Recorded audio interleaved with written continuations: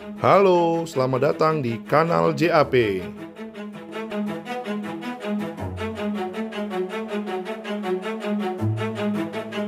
Jangan lupa subscribe, like, dan komen ya.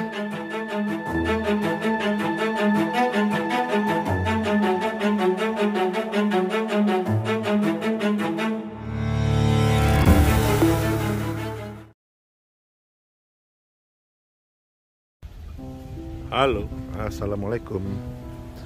Pembahasan kali ini kita akan bahas daya tahan material fasad pada bangunan setelah 1 tahun berdiri atau 1 tahun operasional.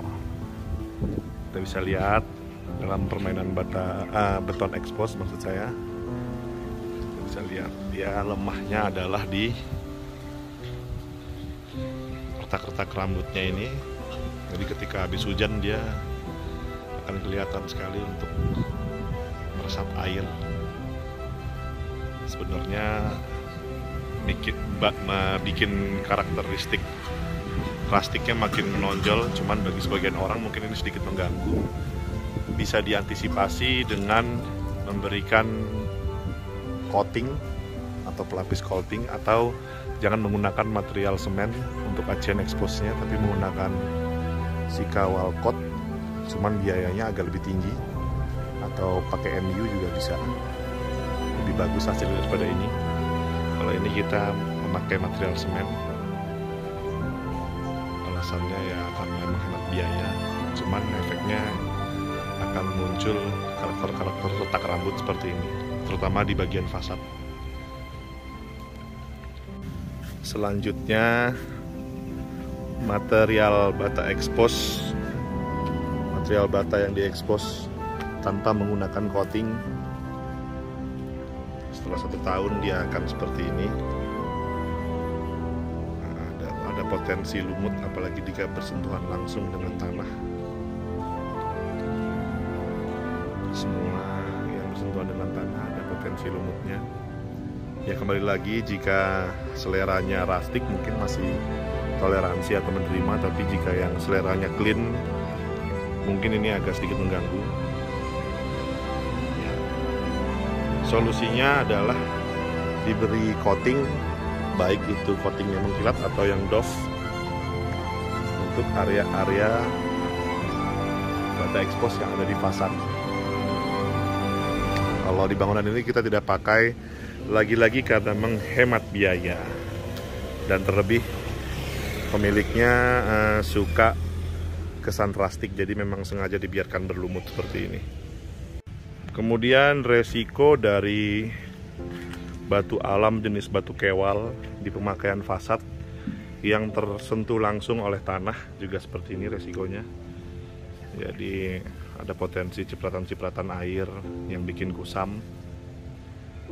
Terus ada resiko garis-garis gurat pada batu alamnya. Lagi-lagi ini juga karena tidak di coating. Kalau misalkan dia di coating pasti akan kelihatan lebih rapi. Setelah 1 tahun operasional baru kelihatan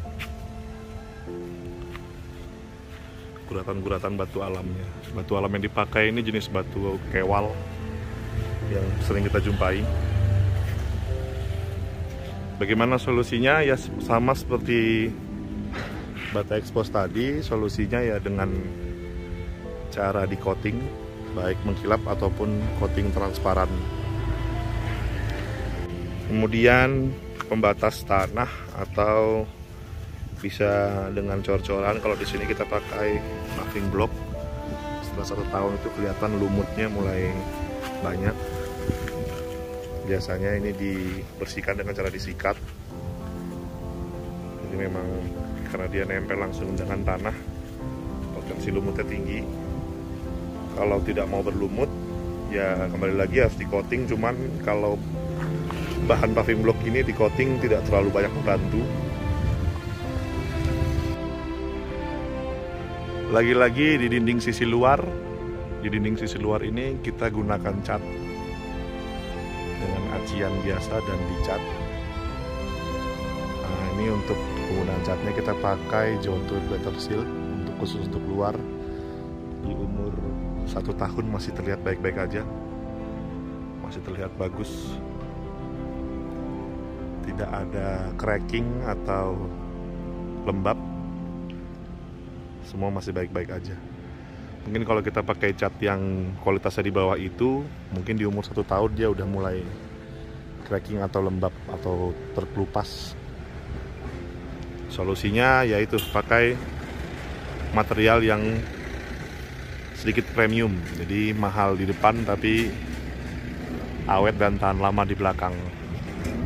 Seperti ini juga bisa kita lihat pemakaian batu sikat di akses tangga masuk yang langsung terekspos air hujan dan matahari, cenderung lebih berlumut dibanding yang tidak terekspos matahari dan air.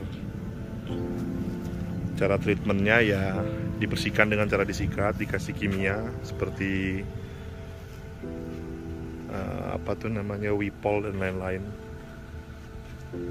Mengantisipasinya ya dengan coating, tapi coating tidak terlalu membantu menurut saya.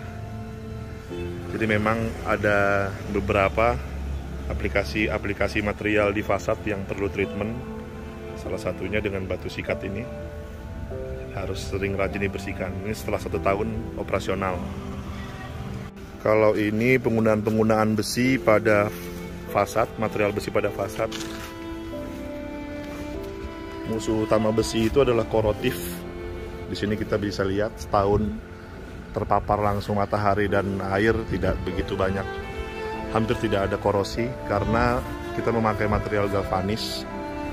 Jadi usahakan kalau kita mau memanfaatkan material holo besi pada fasad, usahakan material yang dipakai adalah material galvanis karena minim sekali korosi ketimbang kita pakai holo besi. Kalau holo besi ini udah pasti berkarat semua, ini kuning-kuning. Nah, kemudian pengaplikasiannya jangan langsung dicat tapi di mani dulu. Di mani itu epoksi, biasa orang sebut epoksi, agar daya tahannya terhadap cuaca bisa lebih tinggi. Kemudian bisa kita lihat pemakaian topian sunbrella atau awning dari kain. Di tahun pertama durability-nya masih bagus, tidak ada getas ataupun kain mengeras, masih bagus, masih fleksibel dan tahan air.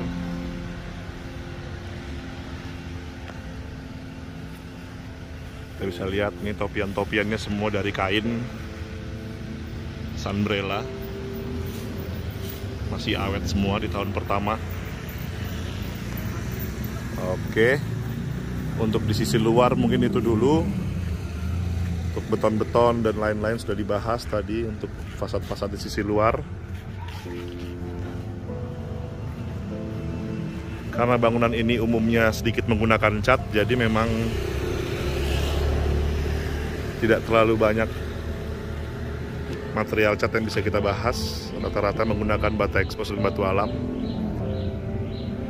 Sekian dulu pembahasan kali ini. Sampai jumpa di pembahasan berikutnya. Terima kasih.